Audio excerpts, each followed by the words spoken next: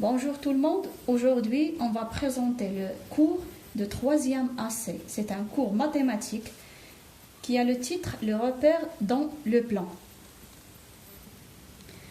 Que veut dire un repère dans le plan? On présente un repère par 3 O, I, J et on met les virgules et entre parenthèses.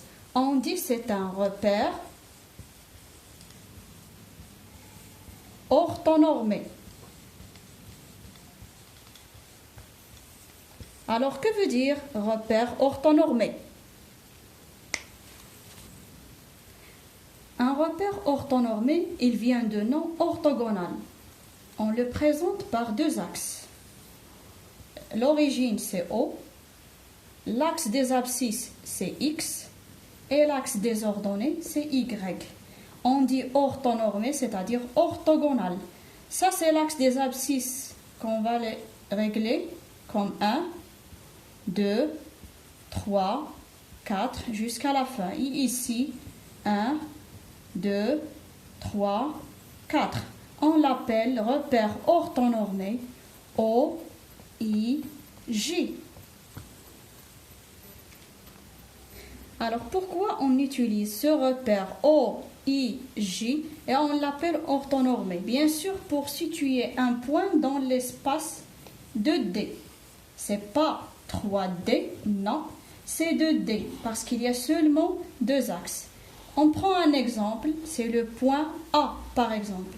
On va faire la projection du point A sur l'axe des abscisses OX. Et on va projeter A sur l'axe des ordonnées Y. Et on prend l'entre parenthèses, point virgule, et on commence par X. C'est 4.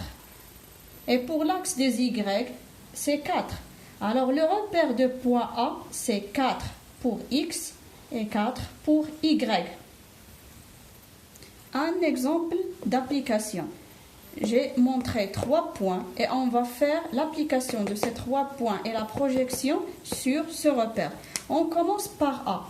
A a le repère 2 et 3. On sait bien qu'A, ça c'est des X et ça c'est Y. Alors on va chercher le 2. Voilà le 2. Et voilà le 3. Et on a trouvé le point A. On passe pour le point B.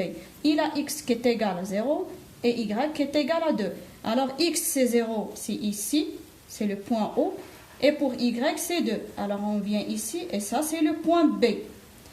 Pour le C, il y a 4 et 1. Voilà le 4. Et voilà le 1. Et voilà le point C.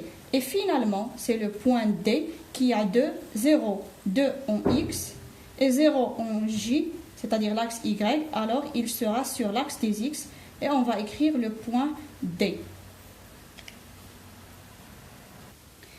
J'espère que le cours a été clair. Pour plus d'informations et d'explications pour la partie 2 de cours, laissez-moi des commentaires à la fin de cette chaîne qui va changer son titre. Au lieu de English Stars, il va être Channel éducatif pour toutes les matières. Et merci et bon courage.